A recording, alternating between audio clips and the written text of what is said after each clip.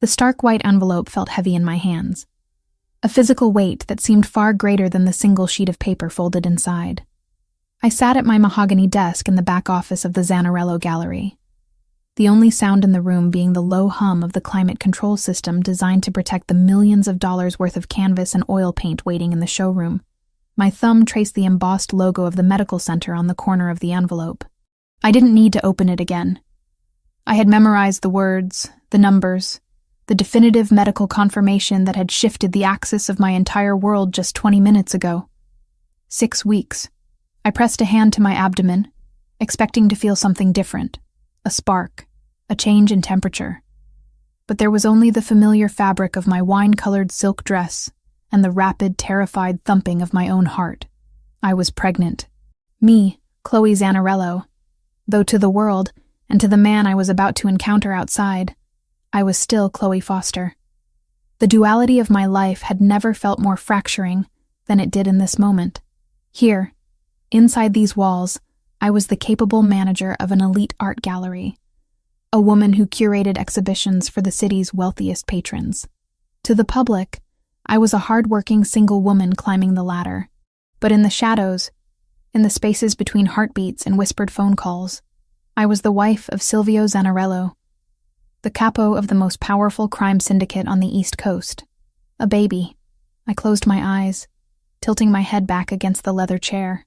A child meant vulnerability. In Silvio's world, a child was a target.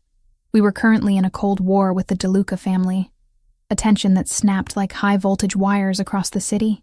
Silvio had kept our marriage a secret for this very reason, to keep me out of the crosshairs. If they knew I carried his heir. My phone buzzed violently against the polished wood of the desk, shattering the silence. I jumped, my nerves already frayed. I glanced at the screen, and the small spark of hope that it might be Silvio died instantly, replaced by a heavy, familiar exhaustion. Dad. I hesitated before unlocking the screen. My relationship with Arthur Foster was a series of transactions masked as family obligations. I opened the message. They're going to break my legs, Chloe. I swear. I need $10K by Friday.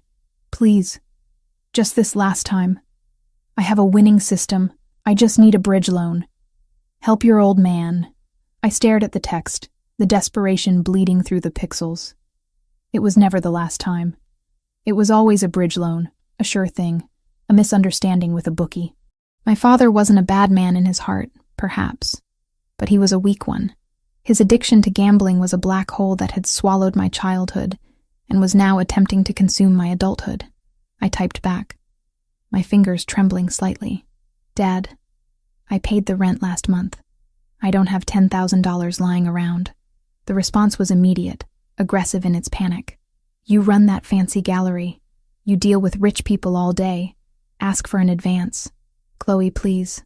These aren't nice guys. They're serious.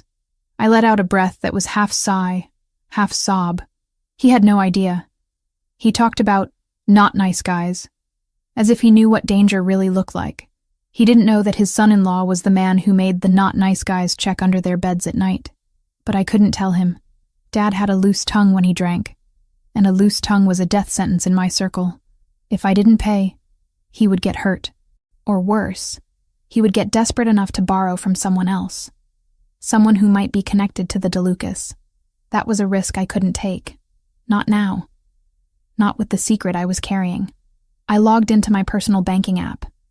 The balance was high, entirely thanks to the salary Silvio insisted on paying me through the gallery's payroll, an amount far exceeding market rate. I felt a pang of guilt using Silvio's money to clean up my father's messes. But what choice did I have? I initiated the transfer. Sent. This is it, Dad.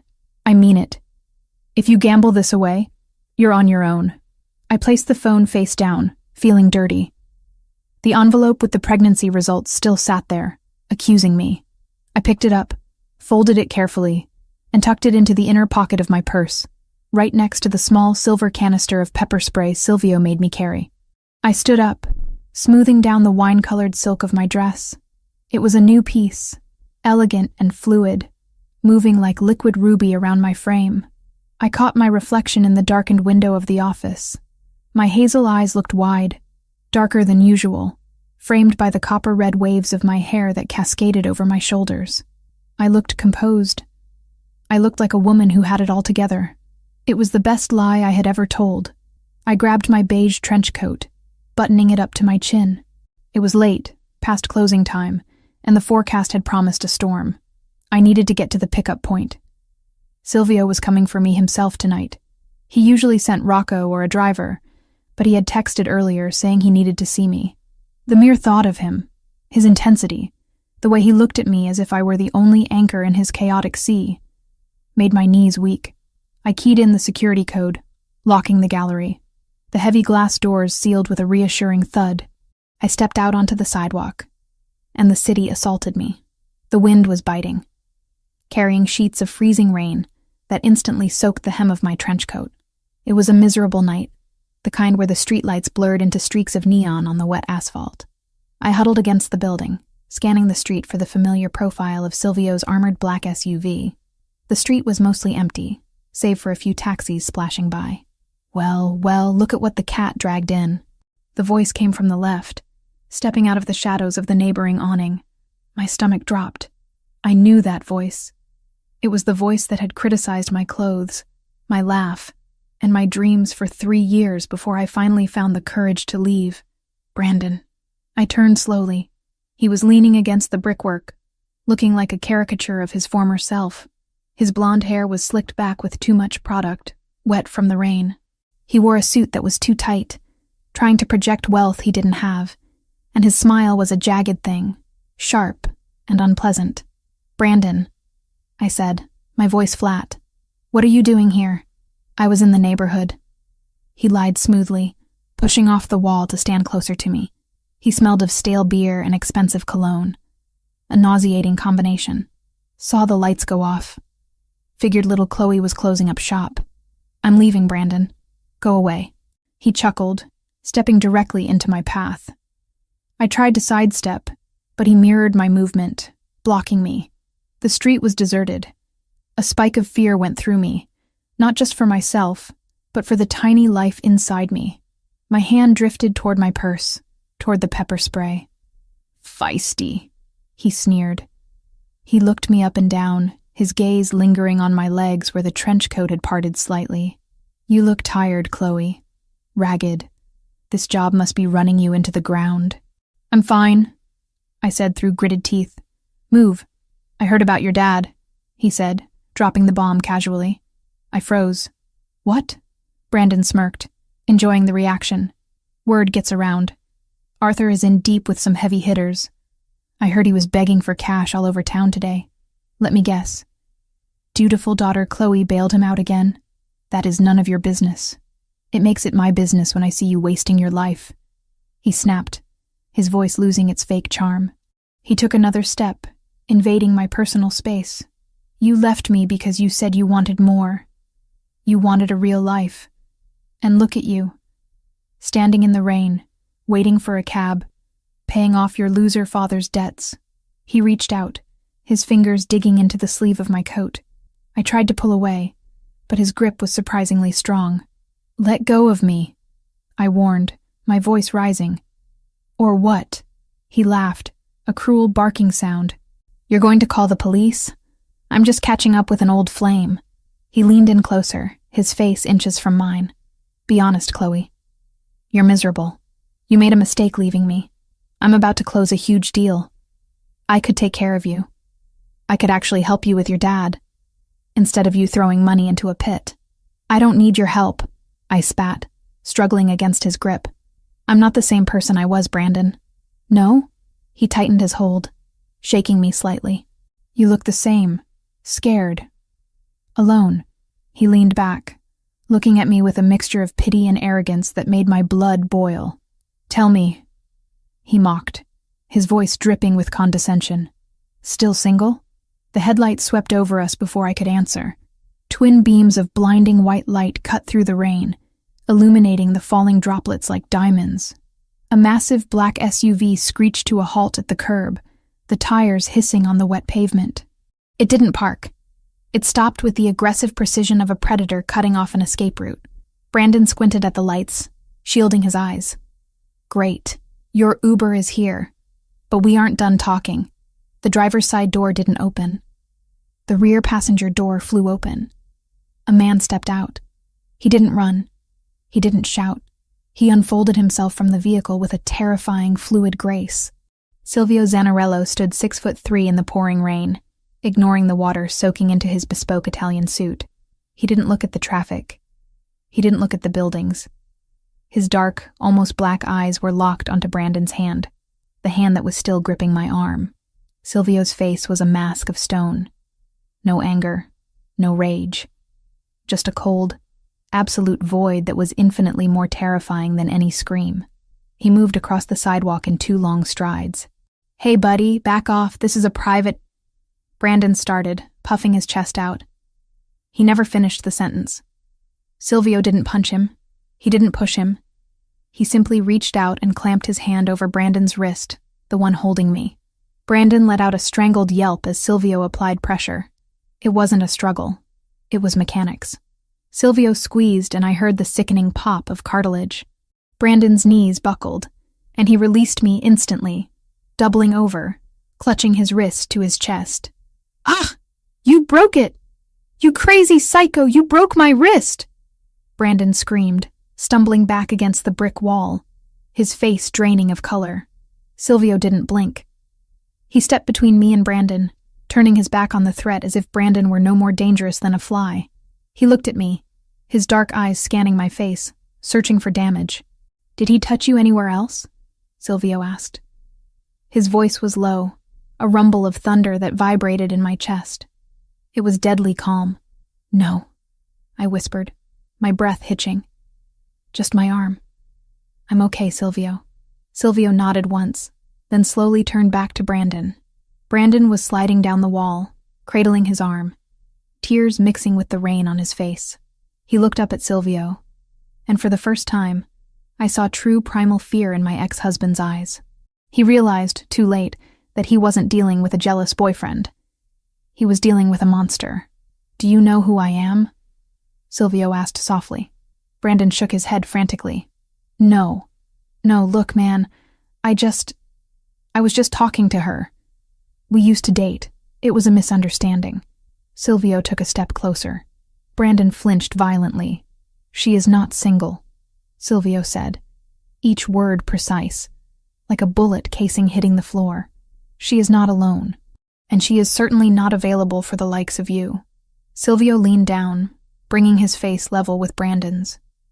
The rain plastered Silvio's black hair to his forehead, making his sharp features look even more severe. He looked like a fallen angel, beautiful and devastating. The air you breathe right now, Silvio whispered, loud enough for only us to hear, is a courtesy I am extending to you. Do not test my generosity again. I won't, Brandon sobbed. I swear, I'm going. Silvio straightened up, his disgust palpable. He didn't touch Brandon again. He didn't need to. He had reduced the man who had tormented me for years into a weeping puddle on the sidewalk in under 30 seconds. Silvio turned to me, and the ice in his eyes melted instantly, replaced by a searing warmth. He reached out, his large warm hand cupping my cheek, his thumb brushing away a raindrop, or maybe a tear. Get in the car, tesoro, he murmured. The Italian endearment, my treasure, rough and tender in his mouth. You're freezing. He guided me toward the open door of the SUV, his hand firm on the small of my back. I slid onto the leather seat, the warmth of the interior wrapping around me like a blanket. Silvio followed me in, pulling the door shut and sealing out the rain, the city, and Brandon. The silence inside the armored vehicle was absolute. The driver, a thick-necked man named Enzo, kept his eyes forward, the partition glass raised. It was just us. My heart was still hammering against my ribs, the adrenaline crashing into the reality of what had just happened. I looked at Silvio. He was brushing the water from his jacket, his jaw set tight. I could see the tension radiating off him in waves. He was furious, not at me, but at the situation, at the fact that I had been exposed. I'm sorry, I said quietly. He was just waiting there. I didn't know. Don't apologize. Silvio cut me off, though his tone was gentle. He reached across the seat and took my hand. his grip possessing. He looked at my wrist where Brandon had grabbed me. There was already a faint redness there. Silvio's eyes darkened, a flash of violence returning to his gaze before he suppressed it. He lifted my wrist to his lips, pressing a soft kiss to the skin. I should have been here sooner. I should have had men posted at the door. You can't guard me every second of the day, Silvio, I said, though tonight proved maybe he should. I can, he countered, his eyes meeting mine. And I will. He pulled me closer, and I went willingly, sliding across the seat until I was tucked against his side. He wrapped his arm around me, creating a cocoon of safety. I rested my head on his shoulder, inhaling the scent of him, rain, expensive wool, and the faint metallic tang of danger. I thought about the envelope in my purse, the secret that lay between us. Tonight had been a close call. If Brandon had been someone else, if he had been a DeLuca associate sent to kidnap me, I shivered, and Silvio's arm tightened. We have a problem, he said, his voice changing, shifting from husband to boss. I pulled back slightly to look at him. What kind of problem? The route to the estate is compromised, he said. Enzo picked up chatter. There are spotters on the highway. We can't go home tonight. My blood ran cold. The DeLucas? Likely, Silvio said. We're diverting to the penthouse. It's secure. We have supplies there. He looked at me, his expression unreadable. You're trembling. Was it him? Did he say something else to you? I shook my head. No, just the cold. It was a lie. I was trembling because the walls were closing in. My father was being threatened. My ex-boyfriend was stalking me and knew about my father's debts. The DeLucas were hunting us on the highway, and amidst all this death and chaos, I was growing a life. I pressed my hand against my stomach again, unseen under the fold of my trench coat. Silvio, I started, my voice wavering. I wanted to tell him. I wanted to blurt it out right now, to share the burden. I'm pregnant. We're having a baby. But dumping that truth on him now, with a war already brewing and enemies circling the family, would have yanked his focus in the worst possible way. We needed his head clear, not dragged into the gravity of a child we had barely begun to imagine. But then he pulled his phone out, his brow furrowing as he read a secure message. Rocco is meeting us there. We need to purge the security team. Someone talked.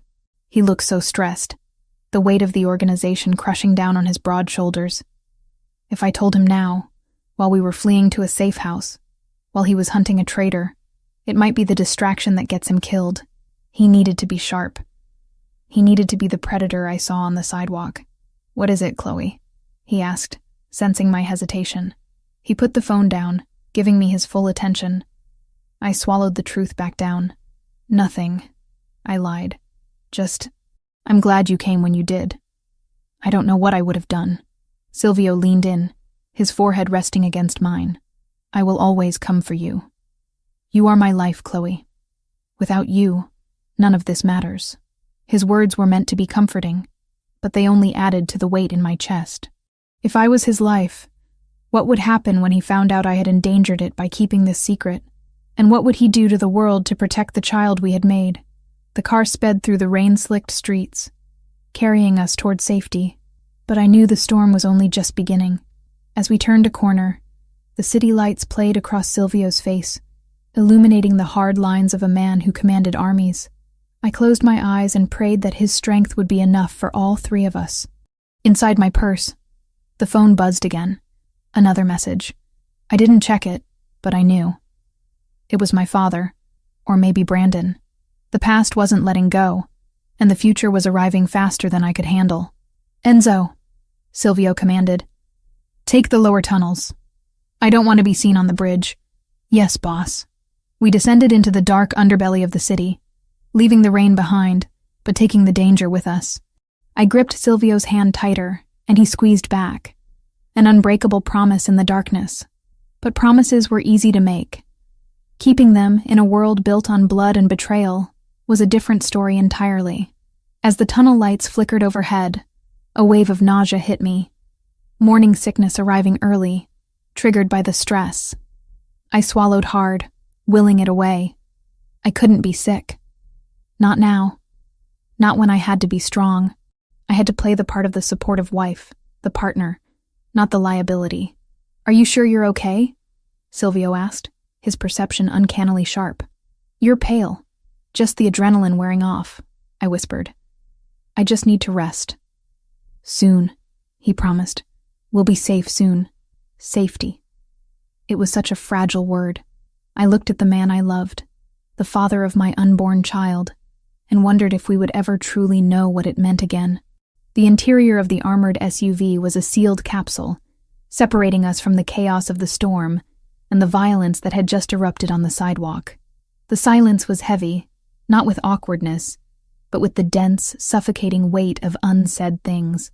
I watched the city blur past the tinted, bulletproof glass, the neon lights stretching into long ribbons of color against the wet pavement.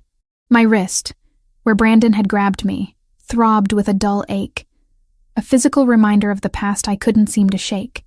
Silvio sat beside me, his large frame filling the space. He hadn't spoken since we entered the tunnel. He was staring straight ahead, his jaw locked tight enough to grind stone. His hand, however, was resting on my knee, his thumb tracing slow, rhythmic circles against the fabric of my coat. It was a grounding touch, a tether keeping me from floating away into panic, but I could feel the tension vibrating through him. It was a low-frequency hum of lethal energy that hadn't yet dissipated. "Let me see it again," he said, his voice breaking the silence. It was low, rough like gravel. I hesitated, then turned my arm over. He pushed the sleeve of my trench coat up with careful precision. The red marks from Brandon's fingers were beginning to darken, standing out starkly against my pale skin. Silvio stared at the bruising, his eyes narrowing. I saw a flash of that same cold void I had witnessed on the street, the look of a man who calculated retribution in terms of bone and blood. "It looks worse than it feels," I lied softly, trying to de-escalate the violence brewing inside him. "He didn't hurt me, Silvio. He just startled me." "He touched you," Silvio corrected, his tone leaving no room for argument. He lifted my wrist, pressing his lips to the pulse point, his breath warm against my skin. He put his hands on my wife. "In my world, men have been buried for looking at you the wrong way. He is lucky I only took his wrist." "You did more than take his wrist," I pointed out, recalling the sickening sound of the snap. "You terrified him." "Good." Silvio lowered my hand but didn't let go, interlacing his fingers with mine. His grip was firm, possessive. Fear is a language men like him understand. Respect is foreign to them, but pain is universal. I leaned my head back against the headrest, closing my eyes. I should have been repulsed by the casual violence, by the way he spoke of hurting another human being. But I wasn't. God help me, I wasn't. After years of feeling small, of feeling hunted by Brandon's psychological games and my father's financial emotional blackmail, sitting next to a monster who roared on my behalf felt like safety. It was a twisted, dark kind of safety, but it was the only kind that had ever felt real. The car swerved slightly as we merged onto the expressway, and my stomach lurched in protest. The nausea I had suppressed earlier surged back with a vengeance. I swallowed hard, fighting the urge to gag. It wasn't just the motion. It was the secret burning a hole in my purse, the white envelope, the 6-week-old reality growing inside me. I looked at Silvio's profile. He was already back in boss mode, his eyes scanning the mirrors, his mind likely running through security protocols and potential retaliation scenarios. If I told him now, if I said, "Silvio, I'm pregnant," the focus would shift instantly. He would stop thinking about the DeLucas and start thinking about cribs, doctors, and islands in the Mediterranean where he could hide me. But we weren't safe yet. I could feel it in the way Enzo, our driver, was gripping the steering wheel. I could feel it in the way the car accelerated, pushing the engine to a low growl. To distract him now would be dangerous. A distracted king loses his crown, and often his head. "Enzo," Silvio said, his voice changing pitch, sharpening. "Why are we in the left lane? The exit for the estate is on the right." Enzo didn't look back. His eyes were darting between the rearview mirror and the dashboard navigation. "I'm seeing a blockage ahead, boss. 2 sedans, stationary, lights off, half a mile from the exit ramp." Silvio's body went rigid, He didn't panic. He simply became more alert, like a wolf catching a scent on the wind. He pulled his phone from his jacket pocket, tapping the screen with rapid, efficient movements. "Spotters," Silvio murmured. "They're waiting for the choke point." "The DeLucas?" I asked, the nausea forgotten for a split second as cold fear washed over me. "Or hired guns looking for a payday," Silvio replied, not looking up. "It doesn't matter who they are. What matters is they know where we live." He pressed the phone to his ear. "Rocco. The primary route is burned. We have bogies at the exit. Divert all units. We aren't going home." He listened for a moment, his expression darkening. "I don't care how it happened. Just fix it. Initiate Protocol Black. We're going to the Spire." The Spire. I knew the name. It was the penthouse apartment Silvio owned in the center of the city, a fortress in the sky that he kept for contingencies. We had never stayed there. It was a place of last resort, a glass cage for when the ground became too dangerous. The car suddenly banked hard to the left, crossing 3 lanes of traffic with aggressive speed. Horns blared around us, fading quickly as the thick glass insulated us. The sudden motion sent my stomach spinning again. Bile rose in my throat. I clamped a hand over my mouth, making a small, strangled noise. Silvio turned to me instantly, the phone forgotten. "Chloe? I'm fine," I gasped, forcing the bile down. "Just car sick. The swerving. Enzo, smooth it out," Silvio ordered, his voice whipping like a lash. "Trying, boss, but we need to lose the tail just in case." Silvio unbuckled his seatbelt, a move that was statistically more dangerous than the assassin's, but he didn't care, and slid closer to me. He placed a hand on the back of my neck, his fingers cool and soothing. "Breathe, Tesoro," he instructed, his voice low and steady. "Focus on me. Look at me." I opened my eyes and locked onto his. Dark, infinite, and terrifyingly calm. He was the eye of the storm. "We are secure," he promised. "This vehicle can withstand a rocket-propelled grenade. Enzo is the best driver in the state, and I am right here. No one touches you. Do you understand?" I nodded, gripping his lapel with my free hand. "I know. I'm okay. Just water?" Silvio reached into the refrigerated compartment between the seats and pulled out a bottle of sparkling water. He cracked the seal and handed it to me. The cold carbonation helped settle the roiling in my gut. I took small sips, grateful for the distraction. "Protocol Black," I whispered, wiping my mouth. "That sounds serious." "It means we go underground for a few days," Silvio said, watching me closely. "It means nobody in or out until we flush the rats." "Rats?"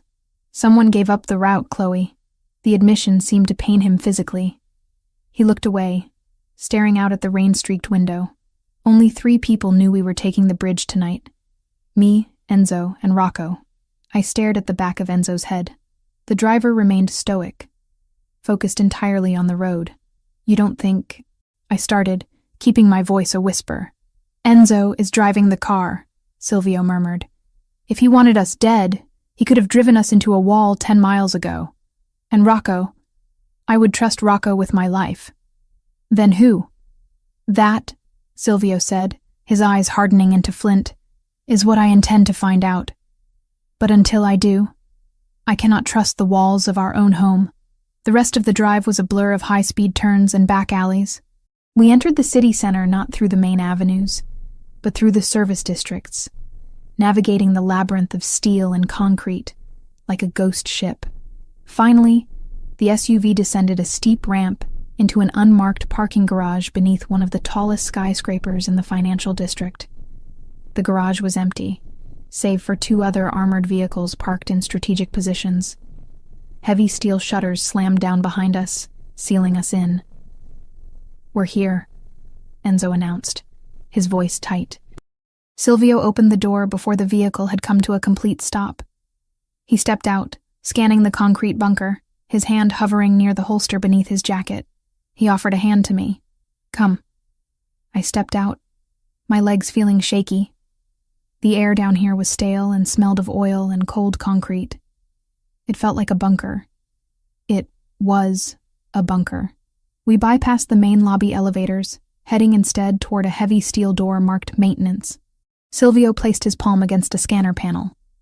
A red laser swept over his hand, followed by a mechanical beep and the heavy clank of locks disengaging. "Biometrics?" I asked, impressed despite the circumstances.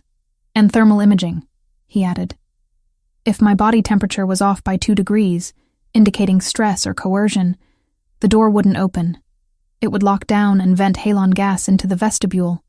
I stared at him. "You have a kill room in the basement of a residential building?" "I have a survival room," he corrected, ushering me inside the private elevator. Perspective, Chloe. The ride up was fast, the pressure change popping my ears. When the doors slid open, we weren't in a hallway. We stepped directly into the penthouse. It was breathtaking and completely soulless. Floor-to-ceiling windows offered a panoramic view of the storm-lashed city, but the glass was thick, distorted slightly by the laminates that made it bulletproof. The furniture was modern, sharp angles of black leather and chrome. There were no photos, no personal touches, no warmth. It looked like a showroom for a villain in a spy movie, pristine and cold. "Do not go near the windows until I activate the blackout shades," Silvio ordered, moving immediately to a control panel on the wall. I stood in the center of the vast living room, clutching my purse against my stomach. The nausea was back, triggered by the sudden stop of the elevator and the sheer height of the room. "I need the bathroom," I blurted out. Silvio pointed down a long corridor. "First door on the right. The water is filtered. There are fresh towels." I dropped my bag on a black leather ottoman, making sure it didn't tip over, and hurried down the hall. I barely made it. I locked the door, sank to my knees on the cold marble tiles, and retched into the pristine porcelain bowl. Nothing came up but water and acid, but the spasms left me shaking and teary-eyed. I sat back on my heels, resting my forehead against the cool rim. Pregnant. This was the reality of it. Not just cute baby shoes and nursery rhymes, but hiding in a bathroom in a safe house, while my husband secured the perimeter against assassins. "Chloe?" Silvio's voice came from the other side of the door. He was knocking softly. "Are you all right? You've been in there a while." I flushed the toilet and scrambled to the sink, splashing cold water on my face. I grabbed a small bottle of mouthwash from the vanity. It was stocked like a hotel, and gargled quickly. "I'm fine," I called back, my voice sounding strained even to my own ears. "Just washing up. The rain made me feel grimy. I laid out some clothes for you," he said. "In the bedroom. Your dress is wet." "Okay. Give me a minute." I stared at myself in the mirror. My skin was pale, almost translucent, making the dusting of freckles across my nose stand out. I looked terrified. I needed to pull it together. I was Chloe Zanarello. I was the wife of the boss. I couldn't fall apart. I took a deep breath, squared my shoulders, and exited the bathroom. Silvio was waiting in the hallway. He had discarded his wetsuit jacket and his shoulder holster, now wearing just his white dress shirt with the sleeves rolled up to his elbows, revealing the intricate tattoos that wrapped around his forearms. He looked weary. "Bedroom is there," he gestured. I walked into the master suite. On the massive king-sized bed lay a robe. It wasn't the plush terry cloth I expected. It was gold silk, shimmering under the recessed lighting. It looked like liquid metal. I stripped off my damp dress, leaving it in a pile on the floor.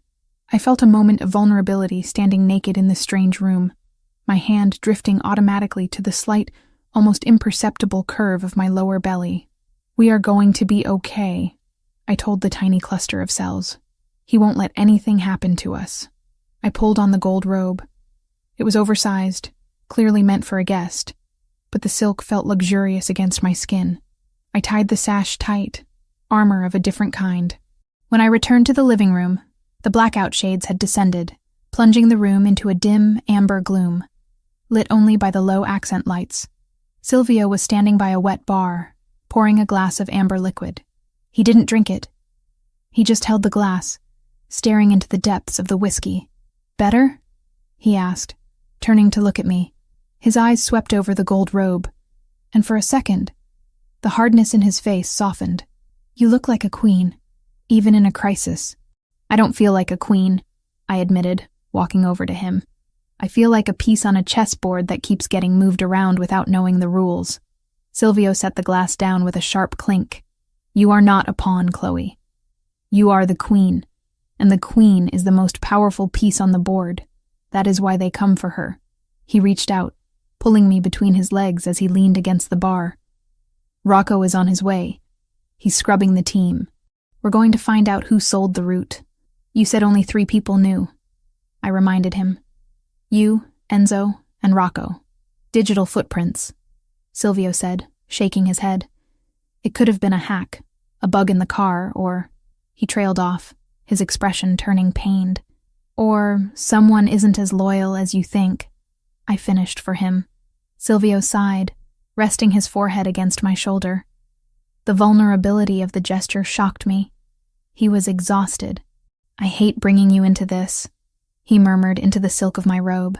I wanted to keep the gallery separate. I wanted you to have a normal life, Chloe. Art, charity dinners, annoying fathers, not safe houses and escape tunnels. It's too late for that, I said, running my fingers through his damp hair. I married you, Silvio. All of you. The gallery owner and the Don. He pulled back, searching my face. Tonight, on the street, with Brandon. You weren't afraid of me? No, I said honestly. I was afraid of him. When you showed up, I just felt relief. Silvio studied me for a long moment, as if trying to decipher a code written in my eyes. You are stronger than you think, Chloe Zanarello. Most women would be hysterical right now. You are standing here, calm, asking the right questions. He didn't know I was holding on by a thread. He didn't know about the nausea churning in my stomach or the envelope in my purse that could change everything. I need to work, he said, stepping back, the moment of intimacy ending as duty called. I need to go over the logs. You should sleep. The bedroom is soundproof. You're safe here. I'm not tired, I lied. I couldn't sleep. Not with the adrenaline spiking and crashing in my blood. I'll stay up with you for a bit. Chloe, I'm not going to sit in a room by myself staring at the wall, Silvio, I said firmly. I can help. I know how to look for patterns. I manage inventory logs all day. Numbers are numbers. He looked at me with a mix of amusement and respect. You want to audit the crime syndicate's security logs? I want to find out who tried to get us killed, I said. And I want to know why my husband is looking at his phone like he expects it to bite him. Silvio let out a short, dry laugh. Fine. But you sit on the couch. You rest. If I see you yawning, I'm carrying you to bed. He moved to the dining table, which had transformed into a command center with a laptop and several secure tablets. I sat on the plush leather sofa, wrapping the gold robe tighter around myself. I watched him work, the focused intensity of his face, the way his muscles bunched under his shirt. My laptop was in my bag. The gallery accounts. If there was a leak, if money had changed hands to buy that information, it had to come from somewhere. And if Brandon knew about the root, my mind raced. Brandon was a failure. He had no money, no connections. How did he know I was at the gallery tonight? How did he know about my dad's debts? And how did the spotters know our route? It was all connected. I could feel it, and I had the sinking suspicion that the answer wasn't in Silvio's security logs, but in the financial shadows where I spent my days. I waited until Silvio was deep in a conversation with Rocco on the phone before I quietly reached for my bag. I needed to see. I needed to know if the rot was coming from outside, or if it was growing right in the middle of the life I was trying so hard to protect. Rocco, Silvio barked into the phone, his voice echoing in the large room. I don't care about the encryption. Break it. I want a name. I opened my laptop, the screen glowing blue in the dim room. I want a name too, I thought, and I had a terrible feeling I knew where to look. The heavy steel door clicked shut, sealing Silvio outside in the corridor, and leaving me in the expansive silence of the penthouse. He hadn't wanted to go. I had seen the conflict warring behind his dark eyes, the primal need to stand guard over me, versus the strategic necessity of hunting down the traitor who had almost cost us our lives. Strategy had won, as it always did with Silvio Zanarello. A dead king couldn't protect his queen. I stood in the center of the living room, the gold silk robe shivering slightly against my skin as the air conditioning cycled on. The space felt too large, too empty, despite the presence of the man standing by the elevator bank. Rocco. He was a mountain of a man, broader even than Silvio, with a shaved head and a neck that seemed to merge directly with his shoulders. He stood with his hands clasped in front of him, staring at the elevator doors as if daring them to open. He hadn't moved a muscle since Silvio left 5 minutes ago. "Rocco," I said, my voice sounding thin in the cavernous room. "You don't have to stand there like a statue. The perimeter is secure, isn't it?" Rocco turned his head slowly, acknowledging me without breaking his vigilance. "Boss said watch the door." I watched the door. "You can watch the door from the couch," I offered, gesturing to the leather sectional that cost more than my first car, a comparison I immediately pushed away. It didn't matter what things cost anymore. It only mattered if they were bulletproof. "I'm going to make coffee. Do you want some?" "No, ma'am. Thank you." He turned back to the elevator. I sighed, realizing that attempting small talk with Rocco was like trying to interview a brick wall. I walked to the kitchen island, the marble cool under my fingertips. I didn't actually want coffee. The nausea from earlier was still lurking at the back of my throat, a constant, nagging reminder of the secret I was harboring. But I needed a task. I needed to move. I poured a glass of water instead, taking small sips as my mind replayed the events of the night. Brandon's face, twisted in pain and fear. The way he had known about my father's debts. The way he had been waiting outside the gallery, smug and confident, just before our route was compromised. Coincidences were rare in my old life. In Silvio's world, they didn't exist. I looked at my purse, sitting on the counter where I had left it. Inside was my laptop. And the envelope. "I want a name," Silvio had said. He was out there breaking encryption and likely breaking fingers to find the leak. But Silvio looked at the world through the lens of territories and soldiers. He saw enemies in terms of rival families and hired guns. I saw the world differently. I saw it in ledgers, in wire transfers, in the desperate arithmetic of people like my father who tried to solve subtraction problems with addition. I pulled the laptop out, the aluminum casing cold in my hands. I carried it to the dining table, sitting with my back to the wall, facing Rocco and the entry points. It was a habit I had picked up from Silvio without even realizing it. I opened the gallery's secure server. The screen flared to life, casting a blue glow over the table. "Ma'am?" Rocco's voice was deep, startled. "Boss said you should sleep." "I can't sleep, Rocco," I said, my fingers already flying across the keyboard. "And since I'm awake, I might as well be useful. Unless you have orders to confiscate my computer?" Rocco hesitated, clearly weighing his instructions. "No orders about computers, just safety." "Then I'm safe," I said, not looking up. "Keep watching the door." I logged into the gallery's shadow accounts. Officially, the Zanarello Gallery was a legitimate business. Unofficially, it moved significant amounts of capital that needed to be cleaned. I knew the flows better than anyone. I knew every vendor, every contractor, every cleaning service. If someone had sold us out, money had changed hands. Information like the boss's travel route wasn't given away for free. It was a high-value commodity. I started with the obvious. The security team. Enzo's payroll, Rocco's, the shift guards. Nothing. Their accounts were clean, steady, loyal. Silvio paid them enough that bribery would have to be astronomical to turn them. I widened the search. Who else knew the schedule? The gallery staff didn't know Silvio was picking me up. I hadn't told anyone. But Brandon had been there, waiting. I opened a new tab, accessing a public records database that Silvio had given me a backdoor key to. It wasn't legal, but it was thorough. I typed in Brandon Miller. The results were pathetic. A string of maxed-out credit cards, an eviction notice from 6 months ago, and a failed business filing for a consulting firm called BM Strategies. He was drowning. He had no assets, no leverage. So how did he afford the suit he was wearing tonight? How did he know about my father's $10,000 debt? My father. My stomach clenched. Not from morning sickness this time, but from a sickening drop of intuition. I opened another window and pulled up my father's financials. I had his banking passwords. He had given them to me years ago during one of his "I'm going to change" phases so I could monitor his spending. I hadn't looked in months, afraid of what I'd find. I logged in.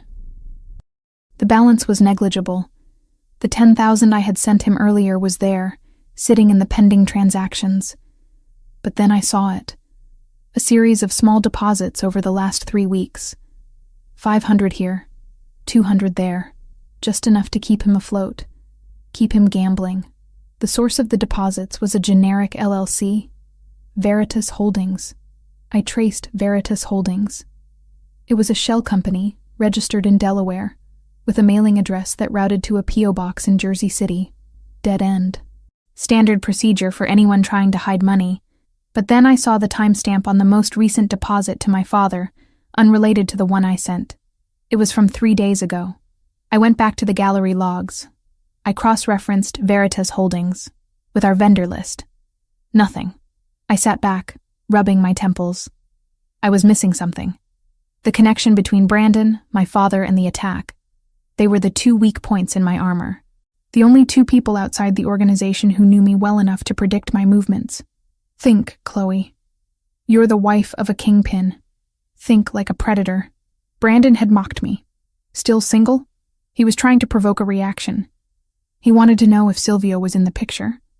Why? To confirm the target. I went back to Brandon's consulting firm, BM Strategies. I ran a deep search on its recent activity. It was dormant, dead in the water.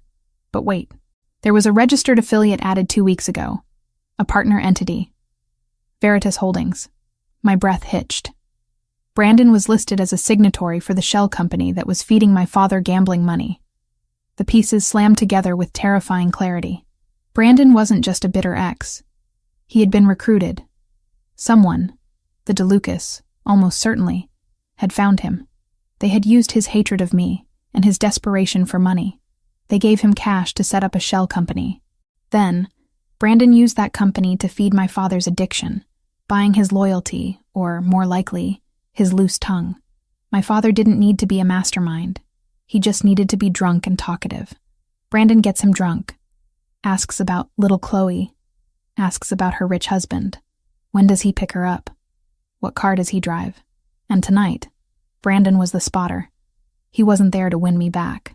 He was there to confirm I was leaving the gallery so the hit squad on the highway knew the timeline. The "still single" comment wasn't a taunt. It was a verification of identity and accompaniment. I looked at the clock on my laptop. The timestamp of the ambush on the highway matched perfectly with a ping from Brandon's cell phone tower data, which I could see now that I linked him to the shell company. I had the proof. I had the name. "Rocco," I said, standing up, my heart hammering against my ribs. "I need to call Silvio, now." Rocco turned, his brow furrowing. "Boss is in a secure meeting. Radio silence unless it's an emergency." "This is an emergency," I said, grabbing the laptop. "I know how they found us. It wasn't a leak in your team. It was—" The lights went out. It wasn't a flicker. It was an instantaneous, absolute plunge into darkness. The hum of the refrigerator died. The air conditioning unit groaned and silenced. The blue light of my laptop screen was the only illumination in the sudden, suffocating void. "Get down!" Rocco roared, his voice booming in the dark. I heard the distinct sound of a slide racking back on a heavy weapon. Rocco was moving, his heavy boots thudding against the floorboards. "What's happening?" I whispered, dropping into a crouch behind the kitchen island. "Power cut!" Rocco barked. "Systems are down. This isn't a storm outage." The backup generator should have kicked in instantly. The generator didn't kick in. The silence stretched, thick and heavy. They hacked the building, I realized, the horror washing over me. Silvio said this place was a fortress with electronic locks. Rocco growled from somewhere near the door. "Ma'am, stay exactly where you are. Do not move." I stared at my laptop. The signal bars in the corner vanished. Wi-Fi was gone. I pulled my phone from my pocket. No service. They were jamming the signals. We were blind, deaf, and trapped in a glass box 50 stories in the sky. "Rocco, they're coming," I said, my voice trembling but my mind surprisingly clear. If they cut the power, they bypassed the biometric scanners on the elevator. I know, he said. I'm watching the elevator manual release. I looked down at myself. The gold silk robe. I was barefoot. I was pregnant. And I was about to be in the middle of a war zone. The baby. A fierce, white-hot instinct flared in my chest. I couldn't just crouch here and wait for Rocco to save me. Rocco was one man. If a team was coming up that elevator, he would be overwhelmed. I needed to get to the panic room. Rocco, the panic room, I hissed. Is it electronic? Hydraulic manual override inside the master closet, Rocco shouted back, never taking his eyes off the entrance. Go, now! I didn't hesitate. I grabbed my laptop, evidence, I couldn't leave it, and scrambled to my feet. I ran toward the hallway, the silk of my robe flowing behind me like a ghost. The darkness was absolute in the corridor, but I knew the layout from the brief tour Silvio had given me. I burst into the master bedroom. I fumbled for my purse on the ottoman where I'd left it earlier. My fingers closed around the strap. The envelope. The medical envelope was inside. I couldn't risk losing it. Couldn't risk it falling out during a struggle. With shaking hands, I ripped the envelope out of the bag. I folded it in half, then in half again, and shoved it inside the bodice of my robe, pressing it flat against my skin, right over my heart, held in place by my bra. It scratched against me, a rough reminder of what I was fighting for. You are not a pawn, Silvio had said. You are the queen. I ran to the walk-in closet. It was massive, lined with shelves of suits Silvio rarely wore. In the back, behind a rack of winter coats, was a false panel. I found the latch by touch, my fingers scrabbling against the wood. It clicked, and the panel swung open. Behind it was a heavy steel door with a manual wheel, like a submarine hatch. I grabbed the cold metal wheel. It was heavy, resistant. I put my shoulder into it, gritting my teeth, straining against the mechanism. It groaned, metal grinding on metal, and began to turn. Crash. The sound of the penthouse front door exploding inward echoed through the apartment. It wasn't the elevator.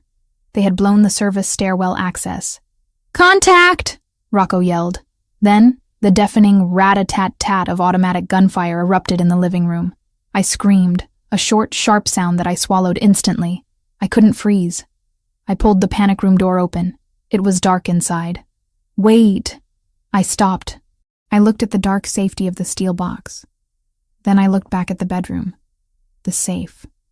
Silvio had a wall safe behind the painting opposite the bed. He had shown me the combination. If you ever need it, Chloe, it's there. If I went into the panic room unarmed, I was just waiting to be dug out. If they had tech to hack the building, they might have tech to drill the door eventually.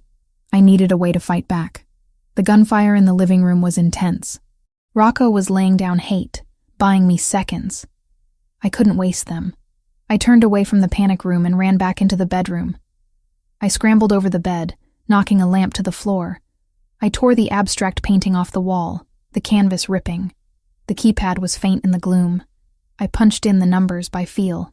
1984. The lock beeped. A battery backup, thank God. And the small door popped open. Inside lay a matte black Glock 19 and 2 spare magazines. I grabbed the gun. It was heavier than I remembered from the range session Silvio had forced me to attend. Grip it high. His voice echoed in my memory. Don't anticipate the recoil. Just squeeze. I checked the chamber. Loaded. I grabbed the magazines and shoved them into the deep pockets of the robe. The gunfire in the living room paused. Clear, a voice shouted. Not Rocco's voice. My heart stopped. Check the rooms. Find her. The boss wants her alive, the stranger commanded. Rocco. Was he dead? Had they killed the mountain? I didn't have time to grieve. I slid off the bed and sprinted back to the closet. Footsteps were thudding down the hallway. Heavy, tactical boots. They were coming. I threw myself into the closet, scrambling past the coats. I squeezed through the opening of the panic room. I grabbed the internal wheel to seal the door. A beam of a tactical flashlight cut through the darkness of the bedroom, sweeping across the open closet door. In here! a voice shouted. I spun the wheel. The heavy steel door began to close, the gears mesmerizingly slow. I saw a figure appear in the doorway of the closet, a silhouette against the flashlight beam. He raised a rifle. I didn't think. I raised the Glock, holding it with both hands as Silvio taught me, and fired blindly into the gap. Bang. The recoil jarred my shoulder. The noise was thunderous in the confined space. I didn't see if I hit him, but the figure flinched back, seeking cover. That second was all I needed. I slammed the wheel home. The locking bolts engaged with a heavy, final thud clank. I spun the wheel to jam the lock. I was sealed in. I fell back against the cold metal floor, gasping for air, the gun still clutched in my hand, the barrel smoking slightly. My chest was heaving. I could hear them outside now, muffled shouting, the sound of rifle butts striking the steel door. Open it! Set the charges! I scrambled away from the door, deeper into the panic room. It was a small space, maybe 6 by 6 feet. Emergency lights flickered on, bathing the room in a harsh red glow. There was a bench, a supply crate, and a bank of monitors on the wall. I dragged myself up to the monitors. They were wired to hardline cameras, independent of the building's hacked system. The screens flickered to life. I saw the bedroom I had just fled. 3 men in full tactical gear, faces covered by balaclavas, were examining the panic room door. One of them was setting a strip of C4 explosive on the hinges. They weren't DeLucas. The DeLucas were messy, loud. These men moved with military precision. They were mercenaries, high-end, expensive, and on the floor of the living room, I scanned the other monitor. The living room was a wreck, furniture overturned, drywall shredded. But there was no body. Rocco wasn't there. There was a trail of blood leading behind the kitchen island, but no corpse. He might be alive. He might have retreated. I looked down at myself.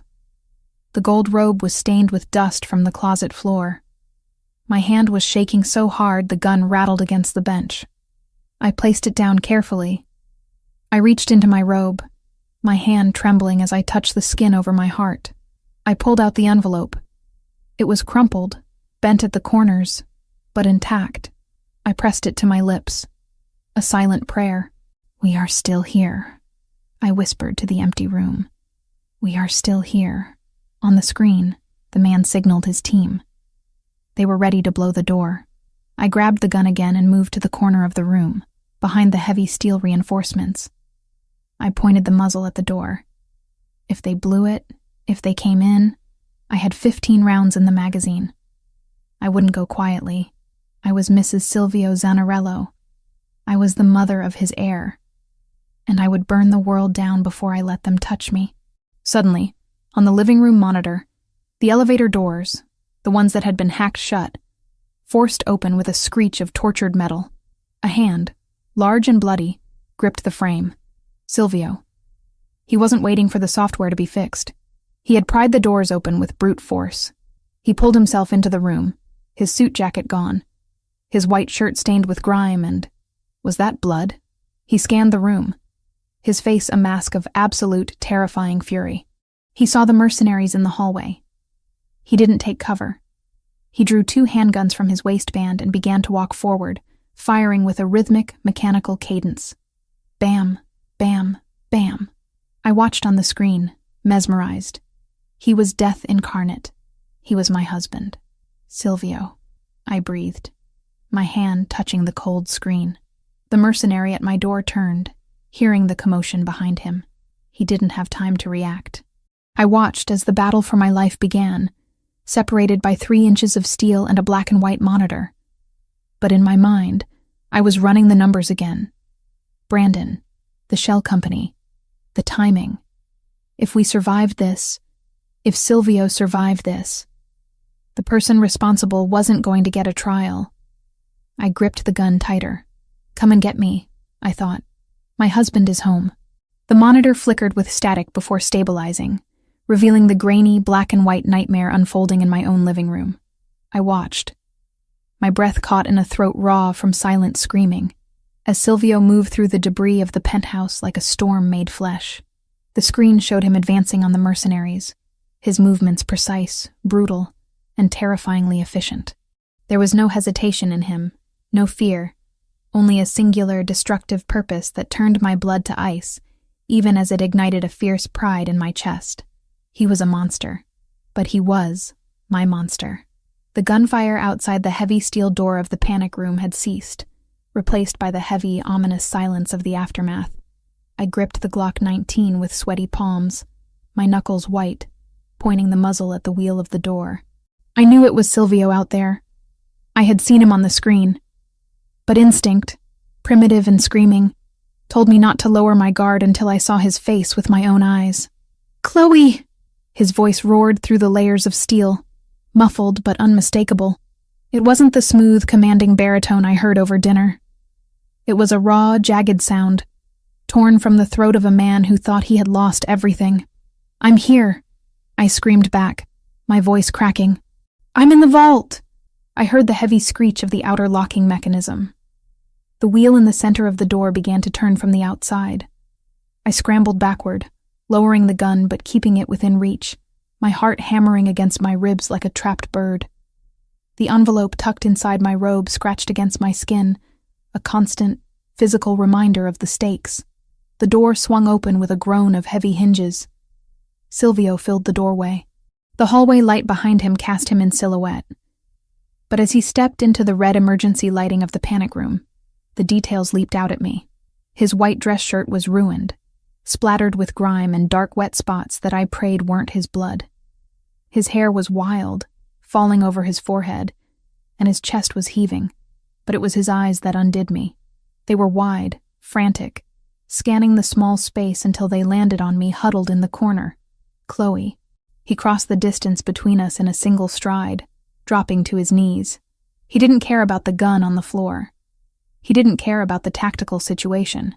He grabbed me, his hands patting down my arms, my shoulders, my face, searching for injuries with desperate intensity.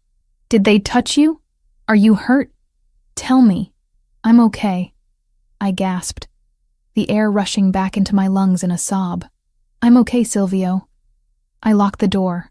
I fired a shot. They didn't get in. He pulled me into his chest, burying his face in my neck. I could feel him shaking, a fine, high-frequency tremor that vibrated through his rigid muscles. He smelled of cordite, sweat, and copper. It was the scent of violence. But I clung to him, wrapping my arms around his broad back, burying my hands in his ruined shirt. I thought. He trailed off, his voice thick. He pulled back, gripping my face between his large, rough hands. When I saw the door, when I heard the breach charges, "I'm here," I repeated, trying to anchor him. "We're safe." "Rocco is down," he said, the words harsh. He took 2 rounds to the vest and 1 to the leg. He held the line as long as he could. "Is he? He's alive. Medics are incoming. But we have to move. This location is burned." He stood up, pulling me with him. The sudden motion was a mistake. The adrenaline that had sustained me for the last 20 minutes suddenly evaporated, leaving a cavernous void in its wake. My vision tunneled, the edges turning gray and fuzzy. The room tilted dangerously to the left. A wave of nausea, sharper and more violent than before, crashed over me. "Chloe?" Silvio's voice sounded like it was coming from underwater. My knees gave way. I felt myself falling, the floor rushing up to meet me, but I never hit it. Silvio caught me, his arm sweeping under my knees, scooping me up against his chest as if I weighed nothing. "Enzo, get the medic up here, now!" Silvio roared, his voice deafening. The world was spinning. I tried to speak, to tell him it was just the stress, but my tongue felt heavy. As my head lolled back against his shoulder, the silk robe loosened. The friction of the movement dislodged the envelope I had hidden so carefully against my heart. It slipped out. I felt it go. I tried to grab it, my hand flapping uselessly in the air, but my coordination was gone. The white envelope fluttered down, landing on the metal floor of the panic room with a soft slap that seemed to echo louder than the gunshots. Silvio froze. He looked down. The red emergency light reflected off the glossy white paper. The logo of the obstetrics clinic was clearly visible, facing up. Time seemed to stop. The chaos of the penthouse, the shouting of the reinforcements arriving in the hallway, the smell of smoke, it all faded into the background. There was only Silvio, me, and the piece of paper that held our future. No, I whispered, the word barely a breath. Silvio didn't move for a second. Then, slowly, carefully, he shifted my weight to one arm, holding me securely against his hip. He knelt down, his movements fluid despite the violence he had just dispensed. He reached out and picked up the envelope. He stood up, his eyes never leaving the paper. He didn't open it. He didn't have to. He recognized the clinic's name. He saw the confidential patient results stamp. He looked at me. The frantic energy from the battle was gone, replaced by a stillness that was absolute. His dark eyes searched mine, seeing the truth written in my exhaustion, in the pale cast of my skin, in the protective way I had curled around myself even while fainting. "Chloe," he said, his voice unrecognizable. It was soft, shattered. "Silvio, The darkness claimed me then, dragging me down into a blissful, silent void where there were no guns, no debts, and no envelopes. When I opened my eyes, the lighting had changed. I wasn't in the red gloom of the panic room anymore. I was lying on the massive bed in the master suite. The air smelled of antiseptic and ozone. My arm stung. I looked down to see a small bandage on the inside of my elbow. An IV line had been inserted and then removed. I sat up, a rush of dizziness making me sway. Careful. Silvio was sitting in the armchair in the corner of the room, deep in the shadows. He wasn't wearing his ruined shirt anymore. He had changed into a black t-shirt that clung to his chest, emphasizing the tension in his frame. He held a glass of water in one hand and the crumpled white envelope in the other. "Drink," he commanded softly, holding out the glass. I took it, my hands trembling slightly. The water was cool and clean. I drained half the glass before I dared to look at him again. "You read it," I stated. It wasn't a question. Silvio looked down at the paper in his hand. He smoothed a crease with his thumb, his touch reverent. 6 weeks, he murmured. "You were going to tell me tonight." "Yes," I said, my voice gathering strength. "Before the rain, before Brandon, before everything went to hell." He stood up and walked to the edge of the bed. He didn't sit. He loomed over me, his presence overwhelming. "You were in a firefight," he said, his voice rising, the anger finally bleeding through. "You were running through a kill zone. You were holding a gun, with my child inside you. I did what I had to do to survive."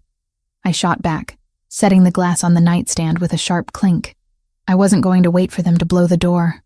You should have been nowhere near this," he shouted, turning away and pacing the length of the room, running a hand through his hair. "I brought you here. I put you in this box. I exposed you to this. You didn't know," I argued. "It is my job to know." He spun around, his face a mask of torture. "Do you understand how close we came? If that door hadn't held, if that mercenary had been faster." He choked on the words, unable to finish the thought. He walked back to the bed and sat down heavily on the edge, the mattress dipping under his weight. He reached out and placed his hand on my stomach over the silk robe. His heat seeped through the fabric. "A baby," he whispered, the anger draining out of him as quickly as it had come, leaving only naked terror. "We are having a baby." I covered his hand with mine. "We are." He looked at me, his eyes wet. "I cannot protect you here, Chloe. Not now. Not with the DeLucas moving like this. Silvio, no." He cut me off, his voice hardening with resolve. "I have a plane waiting at Teterboro. You are leaving tonight. I have a villa in Sicily near Palermo. It's a fortress. My mother's family is there. You will be safe. You will stay there until the baby is born." My heart plummeted. I knew he would say this. It was the logical move. The safe move. But it was the wrong move. Putting an ocean between us wouldn't make me any less of a target. It would only leave me frightened and alone on a plane, in a villa every enemy already knew he owned, too far away for him to reach me if something went wrong. "No," I said. Silvio blinked, as if he hadn't heard me correctly. "Excuse me?" I said no, I repeated, pushing myself up until I was sitting straighter against the headboard. I am not going to Sicily. I am not going to hide on an island while you fight a war here. This is not a negotiation, Chloe. He stood up again, his dominance flaring. This is a war. You are a civilian. You are pregnant. You are a target. You go where I say you go because I am your husband and I need to know you are breathing. And if I leave, you lose, I said calmly. He stared at me. What are you talking about? Pass me my bag, I said, pointing to the ottoman where my purse had been recovered.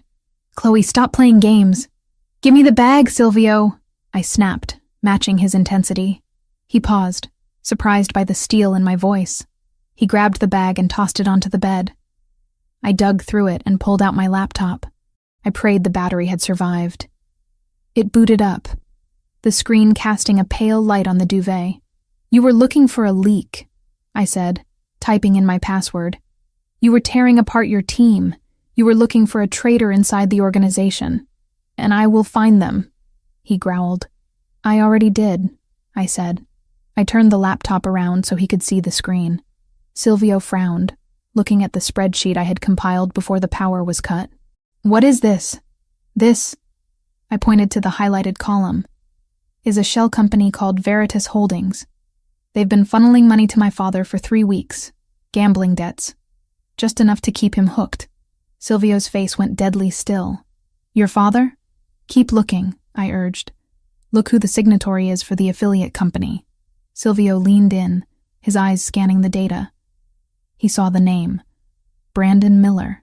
He straightened up slowly, the air in the room changing. It wasn't the hot anger of before. It was the cold, calculating focus of the boss. Brandon, he said, the name tasting like ash in his mouth. The ex-boyfriend. He's working for them, I explained, the words tumbling out now that he was listening. He wasn't just waiting outside the gallery to harass me. He was the spotter. He confirmed the timeline. He knew the route because he pumped my father for information. Dad probably bragged about your car, about the schedule, about how safe I was. Brandon used that to coordinate the ambush on the highway. Silvio looked from the screen to me, putting the pieces together. The spotters, the timing, it came from outside, not my men. Your men are loyal, I said firmly. Rocco is loyal. Enzo is loyal. You were chasing ghosts in your own house, Silvio. The threat came from my past. He ran a hand over his face, exhaling a long, shuddering breath. Your father sold us out? He didn't know, I said, though the defense tasted bitter. He's weak. He thought he was just getting free money. But Brandon knew. Silvio walked to the window, staring at the closed blackout shades. I should have killed him on the sidewalk. I broke his wrist and I let him walk away. You didn't know, I said, but now we do. He turned back to me. This changes nothing about Sicily. In fact, it makes it worse. If they are using your father, they have leverage. They will use him to get to you again. Exactly, I said, which is why I have to stay. Are you insane? Silvio, listen to me. I threw the covers off my legs. They think I'm just the girlfriend. They think I'm a weakness. Brandon thinks he has an inside track because of my dad. If you send me away, they'll know you're spooked. They'll go underground. You'll never find the DeLuca leadership. I took a breath, playing the card I knew would work. But if I stay, if we play this right, I am the bait. Absolutely not. Silvio snarled instantly. Never. We don't tell them I know, I pressed on, ignoring his refusal. We act like everything is normal. We announce our engagement. A big, public party. We draw them out. Brandon won't be able to resist. He'll come to gloat or to get more intel. And when he leads us to his handlers, you crush them. Silvio stared at me as if he was seeing me for the first time. He looked at the curve of my stomach, then up to my eyes. You are pregnant, he said slowly. You are carrying my son, and you want to offer yourself as a lure to the people who just tried to execute us? I want to end this, I said fiercely. I don't want to raise this baby looking over my shoulder. I don't want to live on an island while my father gambles away my safety. I want the DeLucas gone. And I am the only one who can get close enough to Brandon to make him slip up. Silvio walked back to the bed, He sat down and took my hands in his. His grip was iron. "You are terrifying," he whispered, a mixture of awe and horror in his voice. "You look like an angel, but you think like a general. I learned from the best," I said softly. He brought my hands to his lips, kissing my knuckles, then my palms. He rested his forehead against our joined hands. I could feel the battle raging inside him. The husband who wanted to lock me in a tower versus the Don who saw the tactical brilliance of the plan. "If we do this," he said, his voice low, "you do not leave my sight. Not for a second. If you are the bait, I am the hook, and the line is very, very short. I can live with that," I said. He looked up, his eyes burning with intensity. "And your father? If he is the leak, even unwittingly, he is a liability. You know what happens to liabilities." I swallowed hard. "Handle him, Silvio. Secure him. But don't kill him. Not yet. We might need him to feed disinformation to Brandon." Silvio nodded slowly. "You are ruthless, Mia Regina," he said, "my queen," with something like awe and resignation. "I'm a mother," I corrected him, placing his hand back on my stomach. "I'm protecting what's mine." Silvio leaned forward and kissed me. It wasn't a gentle kiss. It was desperate, searing, a claiming of life in the face of death. When he pulled back, his forehead rested against mine. "We will do it your way," he conceded. "We will announce the engagement. We will throw the biggest gala this city has ever seen. And we will bury them all." He stood up, the energy returning to him, focused now. He walked to the door and opened it. "Enzo!"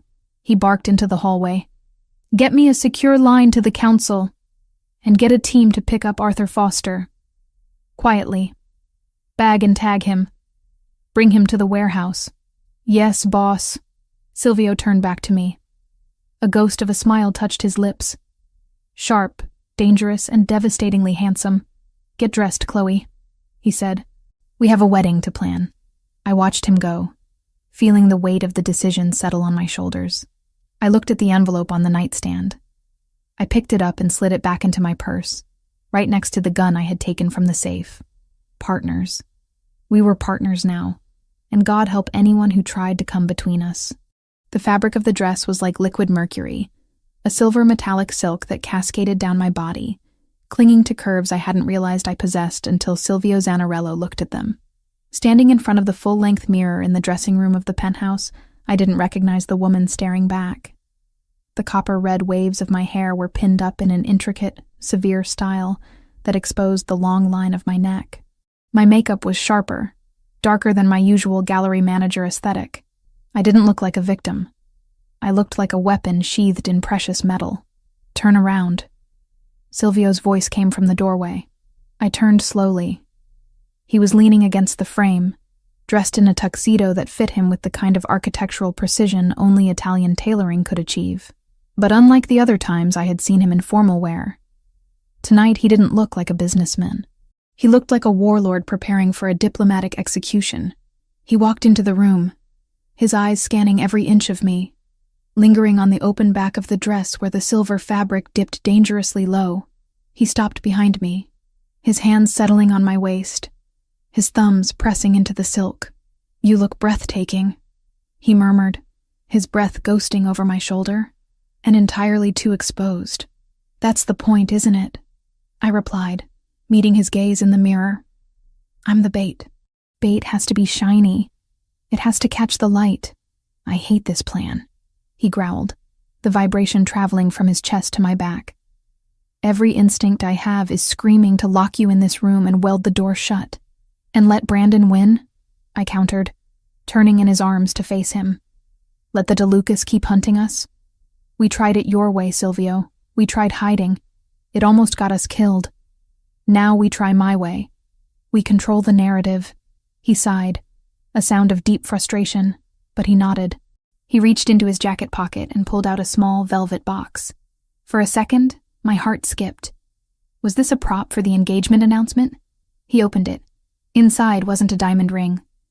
It was a pair of diamond earrings, elegant drops that caught the light. "Turn," he instructed. I presented my ear. As he fastened the earring, I felt a tiny, cold weight settle against my lobe. The left one contains a high-frequency transmitter. He explained quietly. It bypasses the standard jamming frequencies used at these events. If you tap it twice, my team breaches the perimeter and extracts you. Lethal force authorized. No questions asked. I won't need it, I said, though the weight of the device was a comfort. You will wear it, he commanded, fastening the right one. And you will take this. He handed me a clutch purse. It matched the dress, a hard-shell silver case. It felt heavy. I opened it. Inside, nestled next to a tube of lipstick and a compact mirror, was a micro-compact pistol. A SIG P238. It's loaded. Safety is on, he said. Do not hesitate, Chloe. If he touches you, if he tries to move you to a secondary location, you put 2 rounds in his stomach. Am I clear? Crystal, I whispered, snapping the purse shut. And the tracker? I held up my left hand. On my finger was a massive diamond ring, a prop from his family vault, flashy enough to be seen from space. But tucked into the palm of my hand was a small adhesive disc, no larger than a dime. Ready to plant, I said. Silvio took my hand, kissing the knuckles' white-knuckled grip. Let's go get engaged. The drive to the Rossi estate was silent. The rain had finally stopped, leaving the city slick and glistening. The Rossi family, Switzerland in our local war, was hosting the gala. It was neutral ground, which meant weapons were supposedly banned, but everyone knew the real power players brought their own security. As we pulled up to the grand entrance, flashbulbs erupted like a strobe light storm. The press was here in force, tipped off about a major announcement from the Zanarello family. Stay close, Silvio murmured as the door opened. We stepped out onto the red carpet. The noise was deafening. Reporters shouting questions, cameras clicking. I plastered a radiant smile on my face, leaning into Silvio as if I were drunk on love rather than adrenaline. He slipped his arm around my waist, his grip firm, guiding me through the gauntlet. Inside, the ballroom was a sea of black ties and designer gowns. The air smelled of expensive perfume, champagne, and treachery. I scanned the room immediately, my eyes bypassing the politicians and socialites, hunting for the predator. Do you see him? Silvio asked, his voice low, his lips barely moving near my ear. Not yet, I replied, taking a glass of champagne from a passing tray, a prop I wouldn't drink. Your father is at the bar, Silvio noted, his tone cooling. 10 o'clock. I looked. Arthur Foster was there, nursing a tumbler of scotch. He looked terrible. His suit was ill-fitting, and he was sweating despite the cool air conditioning. He kept glancing around the room, his eyes darting nervously. He looked like a man waiting for the executioner. He looks scared, I said, feeling a pang of pity mixed with the anger. He should be. Silvio replied ruthlessly. He's swimming with sharks and he's bleeding. We circulated the room, the happy couple. We accepted congratulations, shook hands, played the part. Every interaction was a calculation. I laughed at jokes I didn't hear, my mind focused entirely on the hunt. Then, I saw him. Brandon was standing near a pillar on the far side of the room, near the terrace doors. He was watching us. He held a drink, his posture relaxed, arrogant. He looked nothing like the weeping coward Silvio had broken on the sidewalk days ago. He looked confident. Funded. Target acquired, I whispered. 3 o'clock, by the terrace. Silvio stiffened. I see him. Stay here, I said. I need to do this alone. If you're hovering, he won't make a move. Chloe. Trust me. I cut him off. Watch from here. If I tap my ear, you come. I pulled away from Silvio before he could stop me. I could feel his gaze burning into my back as I wove through the crowd, heading toward the ladies' room. A path that would take me directly past Brandon. I slowed my pace as I neared him, letting my gaze drift over the crowd until it accidentally landed on him. I widened my eyes in feigned surprise, then fear. I hesitated, acting like I was considering turning back. Brandon pushed off the pillar and intercepted me. Chloe, he said, his voice smooth, oily, You clean up nice. Better than the wet rat look from the other night. Brandon, I said, pitching my voice to sound tremulous. Please, Silvio is watching. If he sees you, let him watch. Brandon sneered, glancing over my shoulder. He can't touch me here. Rossi's rules. Neutral ground. Besides, he looks busy.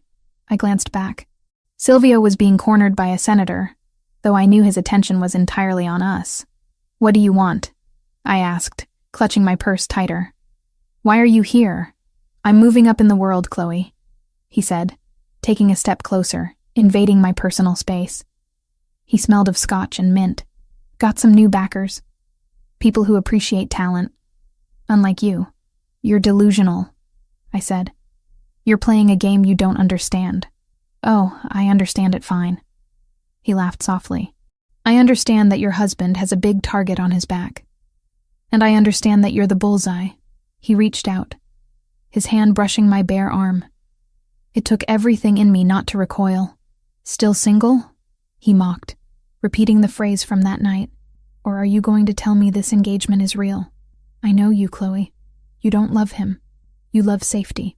You're just a gold digger looking for the biggest vault.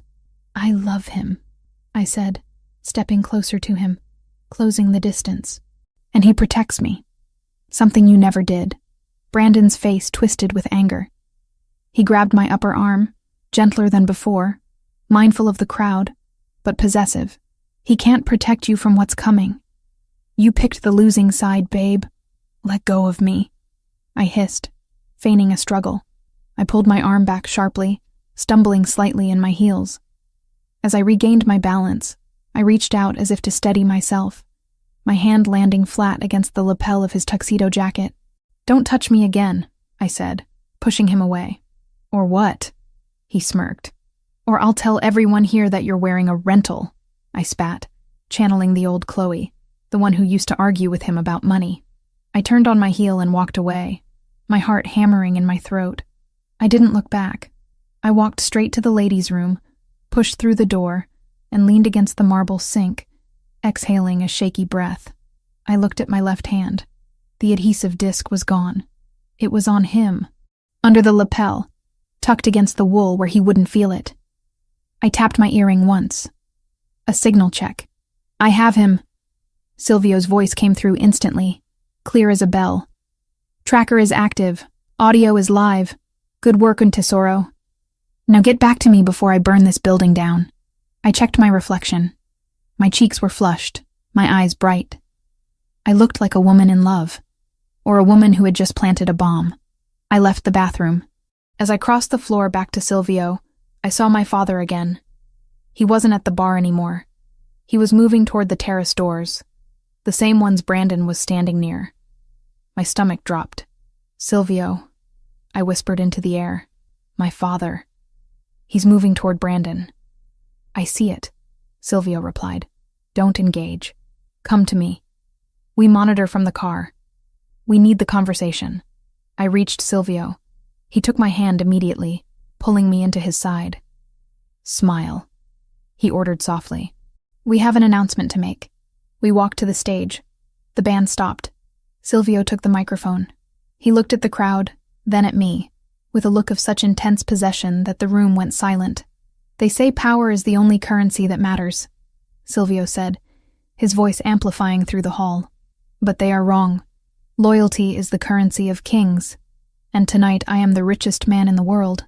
He raised my hand, the diamond ring flashing under the chandeliers. To my future wife, Chloe. The room erupted in applause. Flashbulbs blinded me. I smiled, waving, playing the part of the adored fiancé. But my eyes were locked on the terrace doors. Brandon was gone. My father was gone. They were outside. Together. Let's go, Silvio whispered, dropping the microphone. We have them. We exited the ballroom through the kitchen service entrance, avoiding the press. The armored SUV was waiting. We dove into the back seat. Enzo, get us clear. Rocco, give me the feed, Silvio barked. Rocco, battered but refusing to stay in the hospital, was in the front seat with a tactical tablet. He handed me a headset. Signal is strong, boss. They're in the garden maze. No ambient noise. I put the headset on. The silence of the car was replaced by the rustle of wind in leaves and the heavy breathing of two men. "I can't do it, Brandon," a voice whined, a voice I knew better than my own. "It's too much. They have armed guards everywhere." "Shut up, Arthur," Brandon's voice cut through, distorted slightly by the fabric of his jacket. "You already took the money. You spent it. There's no backing out." I closed my eyes, a single tear escaping. "Dad, but the blueprints," my father stammered. "If I give you the electrical schematics, people could die. Chloe is there. She's at the gallery every day. Chloe won't be there." Brandon lied smoothly. "We just want the vault. It's a heist, Arthur. Nobody gets hurt. We cut the power, we blow the safe, we leave. Your daughter loses a few paintings. Insurance covers it. Everyone wins. You promise?" my father asked, desperate to believe the lie. "You promise she won't be hurt?" "I promise," Brandon said. "Now, do you have the flash drive?" There was a pause, the sound of a zipper. "It's all there," my father whispered. "The grid layout, the generator overrides, the blind spots in the cameras. God forgive me. God might." Brandon laughed darkly. "But the DeLucas pay better. Go home, Arthur. Wait for your next payment." I ripped the headset off, the nausea hitting me so hard I doubled over. "Chloe?" Silvio's hand was on my back instantly. "He gave it to him."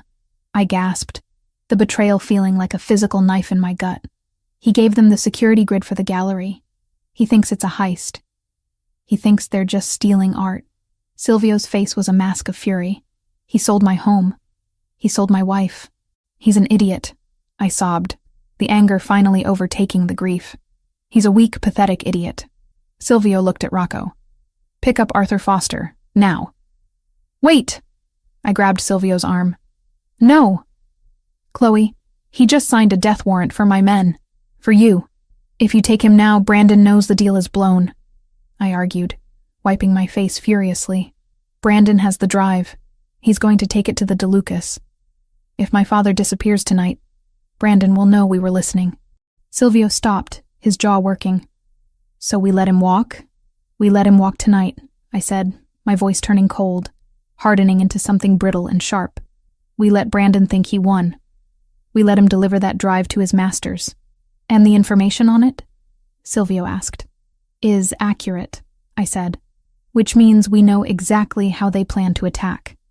They're going to hit the gallery during the auction. They're going to cut the power and use the blind spots." I looked up at Silvio, my eyes dry now. "We aren't going to fix the blind spots," I said. "We're going to move them. We're going to turn the gallery into a kill box." Silvio looked at me with a mixture of terror and admiration. "And your father?" "He's not my father anymore," I whispered, touching the envelope hidden in my purse. "He made his choice. Now he lives with it." The car sped into the night, carrying us away from the party, away from the pretense of civilization, and back into the darkness where we belonged. The warehouse was cold, a vast industrial space on the outskirts of the harbor that smelled of rust and salt water. It was the nerve center of Silvio's operation, a stark contrast to the polished elegance of the Rossi Gala we had just left. Banks of monitors lined one wall, flickering with data streams, satellite feeds, and the jagged waveform of the audio coming from the tracker on Brandon's lapel. I sat on a metal folding chair, still wearing my silver metallic gown, the hem pooling on the dirty concrete floor like a puddle of mercury. A heavy wool blanket was draped over my shoulders, but I couldn't stop shivering. It wasn't the cold. It was the aftershock of the voice I was hearing in my earpiece. Silvio stood behind me, his hand resting on the back of my chair, a silent, solid presence. He had removed his tuxedo jacket and rolled up his sleeves, ready for work. Rocco was at the main console, typing furiously with his uninjured hand, his face grim. "Audio is clear," Rocco announced. "Target is moving. Vehicle is heading north toward the DeLuca territory." I adjusted the headset, pressing it tighter against my ear. The sounds of the car engine were a steady drone, punctuated by Brandon singing along to the radio. He sounded happy. He sounded victorious. "He has no idea," Silvio murmured, leaning down. "He thinks he's bringing them the keys to the kingdom." "He is," I said, my voice hollow. Just not the keys, he thinks. The audio shifted. The car slowed, turn signals clicking. A heavy gate opening. Voices. I'm here to see Giancarlo. Brandon's voice said, dripping with self-importance. I have the package. Step out of the vehicle, a rough voice commanded. Hands where I can see them. I flinched. Silvio's hand tightened on the chair. Relax, Brandon said. I'm on the payroll. Ask your boss. The girl's father delivered. I closed my eyes, hearing him say it. The girl's father, detached, transactional, made the bile rise in my throat again. My father wasn't a person to them. I wasn't a person. We were assets and liabilities. We have confirmation, Rocco said. He's entering the DeLuca compound in the Bronx. That confirms the alliance. We have enough, Silvio said, straightening up. We take them down. I'll mobilize the hit squads. No, I said, pulling the headset off and letting it drop around my neck. Not yet. Silvio walked around the chair to face me. Chloe, we have the location. We have the proof. We can end this tonight. If you attack the compound now, it's a siege, I argued, my mind racing through the scenarios. They'll be dug in. You'll lose men. And Brandon, in the chaos, he might slip away, or they might realize the drive is a trap and destroy it before they use it. So what do you propose? Silvio asked, crossing his arms. Let them plan the attack, I said, standing up. The silver dress shimmered under the harsh halogen lights. Let them think they have the advantage. My father gave them the electrical schematics for the gallery. He showed them where the generator overrides are. He showed them the ventilation shafts. I walked over to the large table where a blueprint of the gallery was spread out. I traced the lines with a finger that trembled only slightly. They're going to cut the power here. I pointed to the sub-basement. Then they're going to enter through the loading dock, using the darkness. They think the cameras in the East Wing are blind because of the construction. That's what the drive says. And they are blind, Silvio noted. We turn them back on, I said. But we feed them a loop. We let them see an empty hallway while we stack a dozen men behind the walls. Silvio looked at the map, then at me. You want to invite them in? I want to trap them, I corrected. The charity auction is in 2 days. It's the perfect target. High value, lots of civilians to use as leverage. Just like Brandon threatened. They won't be able to resist.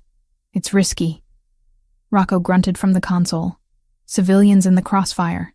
We verify the guest list, Silvio said, his mind catching up to mine. We fill the room with our people. Wives, cousins, associates. No real civilians. And my father? I asked, looking at Silvio. Silvio's expression darkened. We have a team on him. He's at a motel on Route 9. Drinking. He's going to wait for his next payment. I said bitterly. He's not going anywhere. Chloe.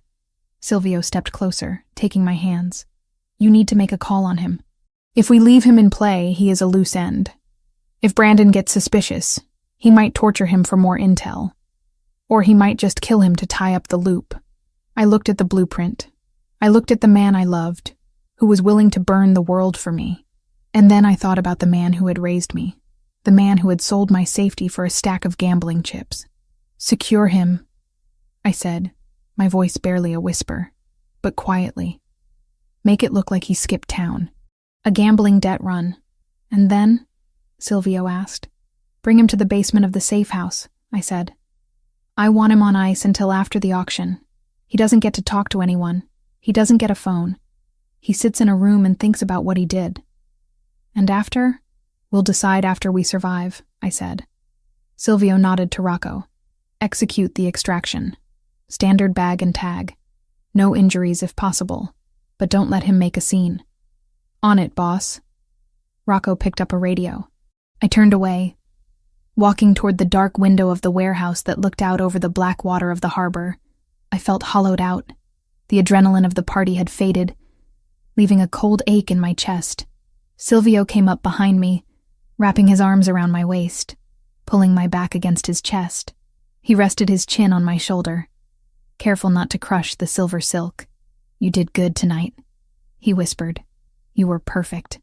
I feel sick, I admitted. He's my dad, Silvio. He taught me how to ride a bike. He used to make me pancakes on Sundays." "I know," Silvio said, tightening his hold. "And that is why this is the hardest thing you will ever do.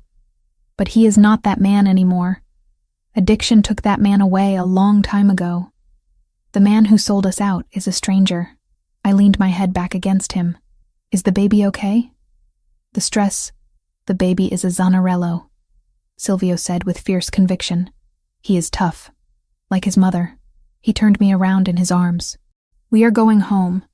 To the real house. We have 24 hours to turn the gallery into a fortress. You need to sleep."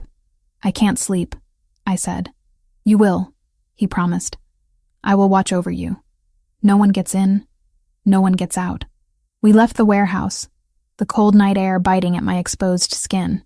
As I climbed into the SUV, I looked back at the city skyline. Somewhere out there, Brandon was celebrating.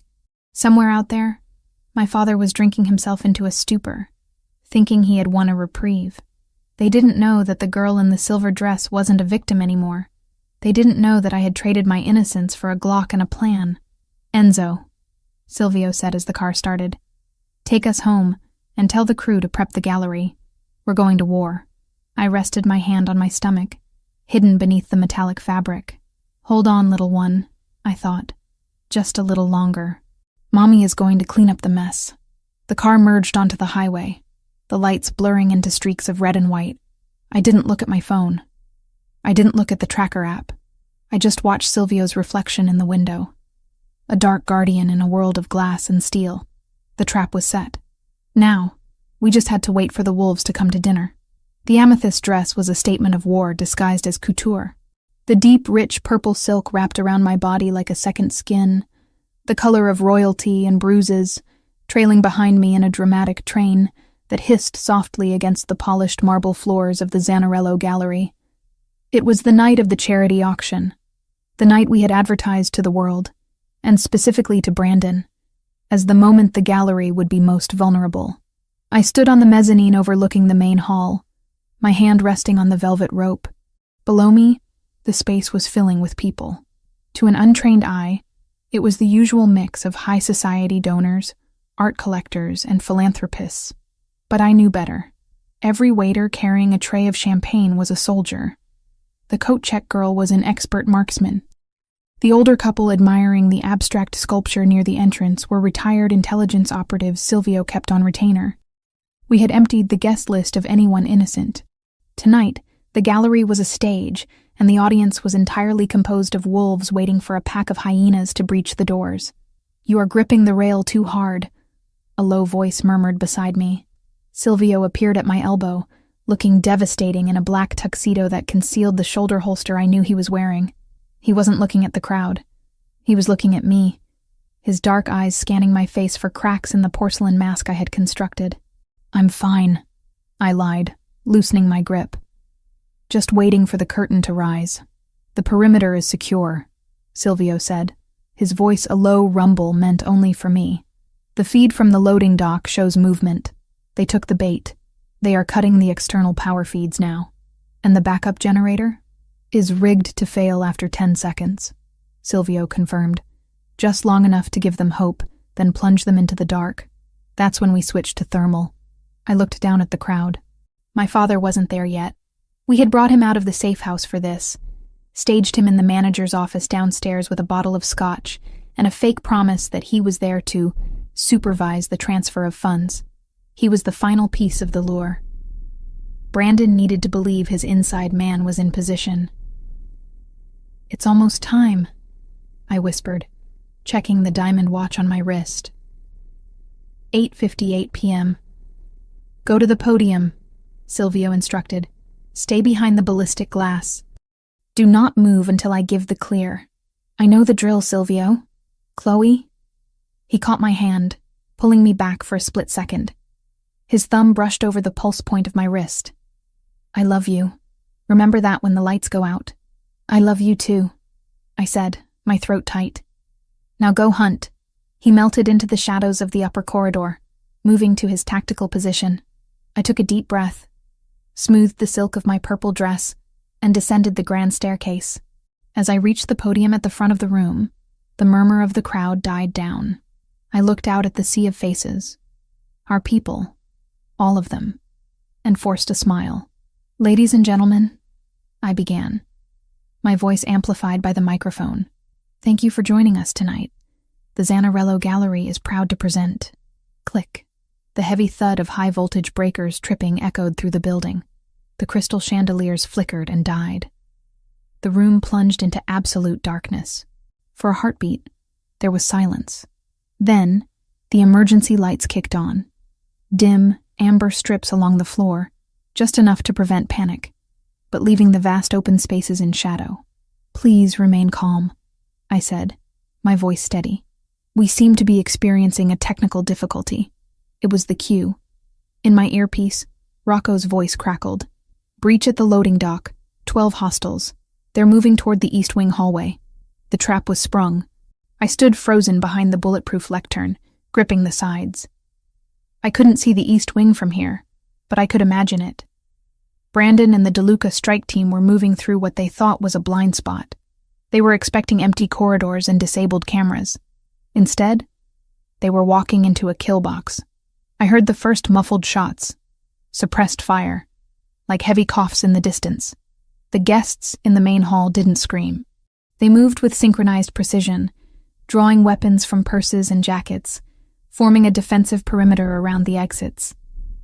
"East Wing clear," Rocco reported, his voice grim. 6 hostiles down.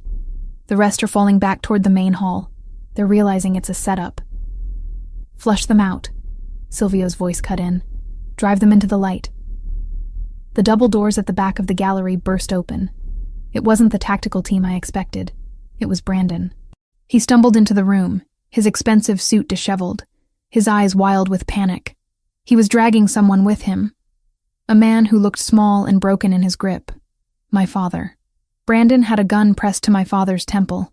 He looked around the room, expecting to see terrified civilians he could cow into submission. Instead, he saw 50 guns pointed directly at his chest.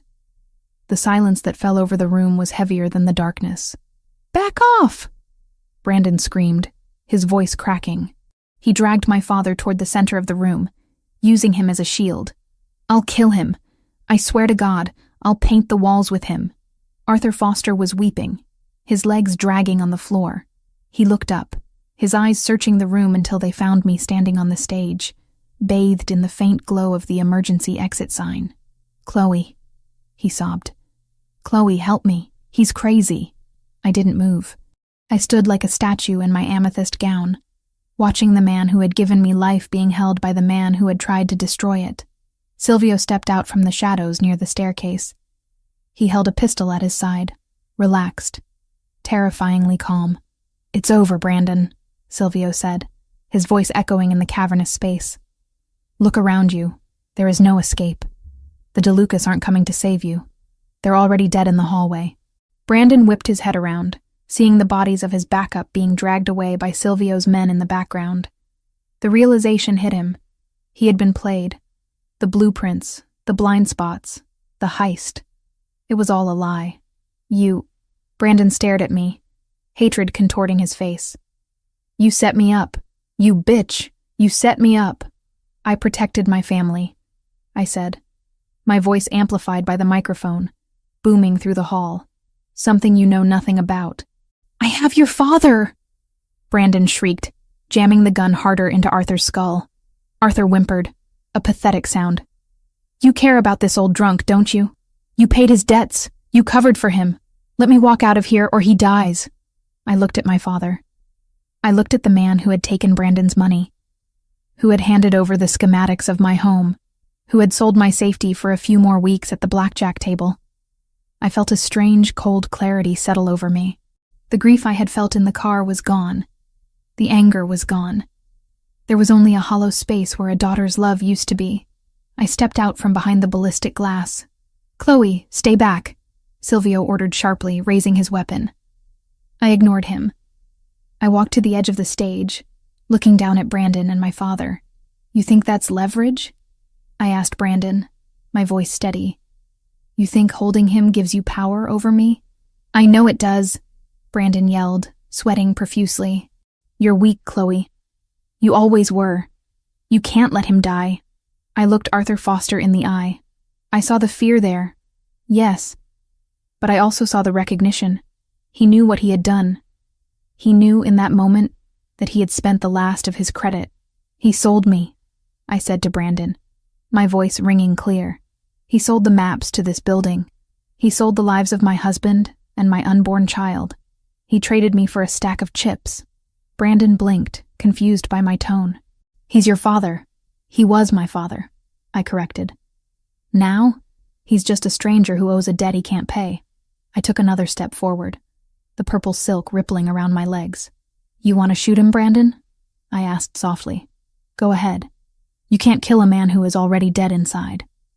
The room gasped, a collective intake of breath from the hardened soldiers and killers assembled there. Even Silvio looked at me with wide, shocked eyes. Arthur let out a wail of despair. Chloe, no! I'm sorry. I didn't know. You knew, I said coldly. You just didn't care. Brandon hesitated. He had expected tears. He had expected begging. He had expected me to trade Silvio's life for Arthur's. He didn't know how to handle a woman who had cut the cord.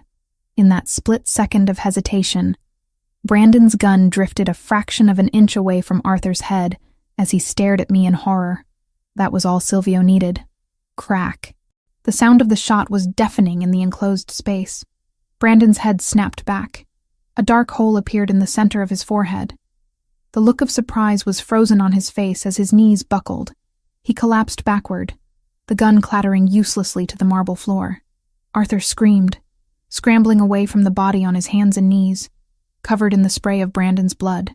He curled into a ball, sobbing hysterically. Silvio lowered his weapon. He didn't look at the body. He walked straight to the stage, vaulted onto it, and pulled me into his arms. Are you okay? He demanded, his hands gripping my shoulders. Chloe, look at me. I looked up at him. I felt numb. I'm okay. That was... He shook his head, searching for the word. I have never seen anything like that. I had to make him doubt, I whispered. I had to make him freeze. You did, Silvio said. You saved us. He turned to the floor. Rocco and 2 other guards were standing over my father. Arthur was still weeping, rocking back and forth. Get him up, Silvio ordered. Rocco hauled Arthur to his feet. My father looked up at the stage, his eyes pleading. Chloe, thank you. Oh God, thank you. I knew you wouldn't let him hurt me. I knew... Take him away, I interrupted, turning my back on him. Arthur froze. What, Chloe? Where are they taking me? I'm your dad. I stopped. I didn't turn around. I spoke to the empty air in front of me. You're a liability, Arthur. And I'm a Zanarello now. We clean up our messes. Chloe! He screamed as Rocco dragged him toward the exit. Chloe, please, I'm sorry, Chloe! The doors swung shut, cutting off his voice. The silence returned to the gallery. I felt a hand on my waist. Silvio turned me around.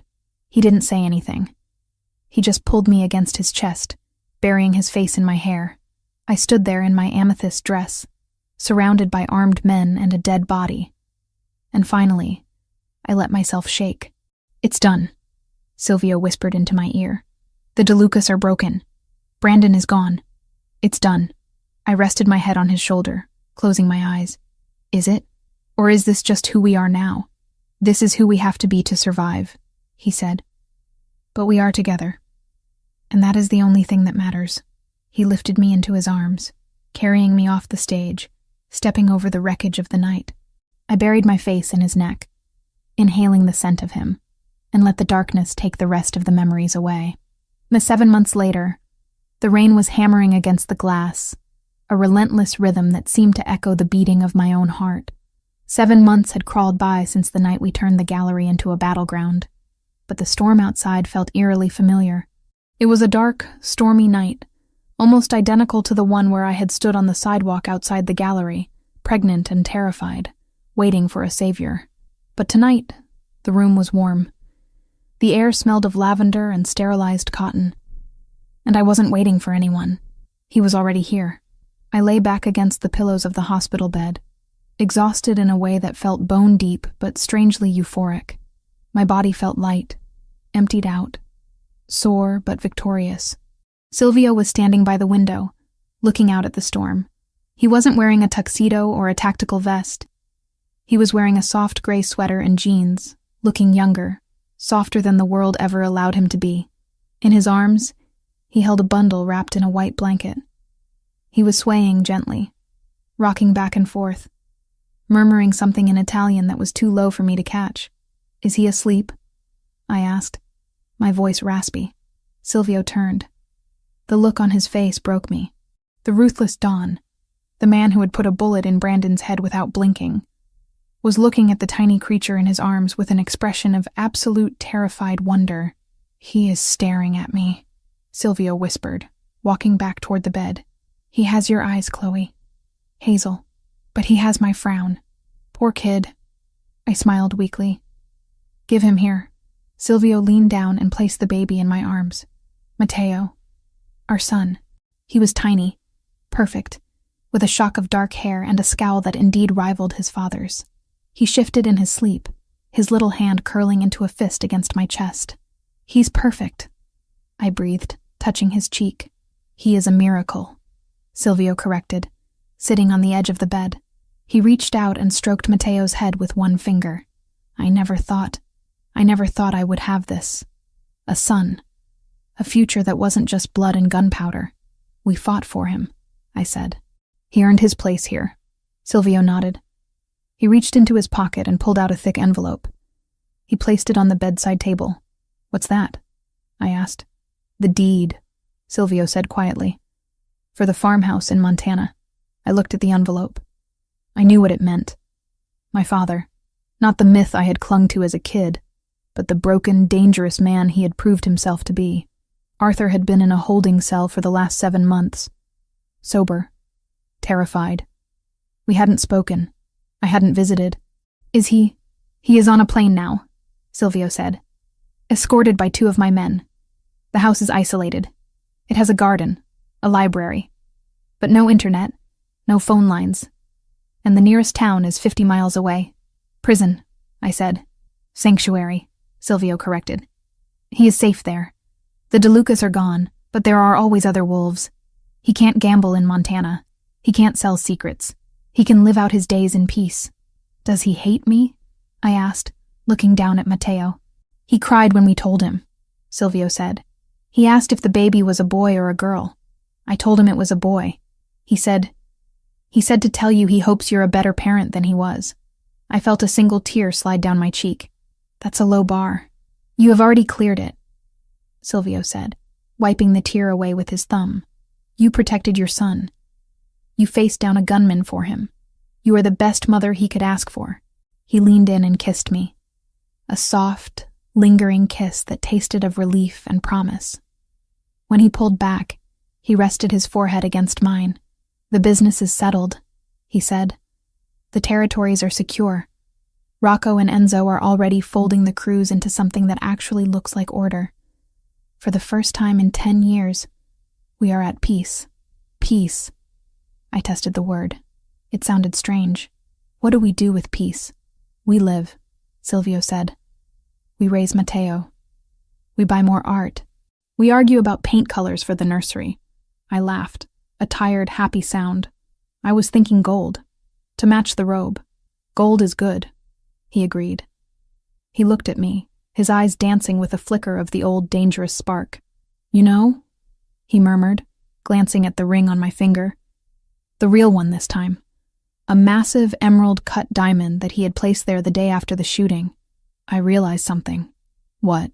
"That night on the street, when Brandon asked you..." I smiled, remembering the fear, the rain, and the way Silvio had emerged from the car like a dark god. "If I was still single?" I finished. "Yes." He kissed my temple, then kissed Matteo's head. "I never let you answer him properly." I looked at my husband. I looked at our son. I looked at the rain falling harmlessly against the window, unable to touch us in our warm, secure tower. "I think the answer was pretty clear," I whispered, leaning into his touch. "I was never single, Silvio. Even before we met, I was just waiting for you to come and claim me. And I did, he said, wrapping his arms around both of us. And I always will. Outside, the storm raged on. But inside, in the quiet circle of our family, the silence was finally, perfectly enough. The end.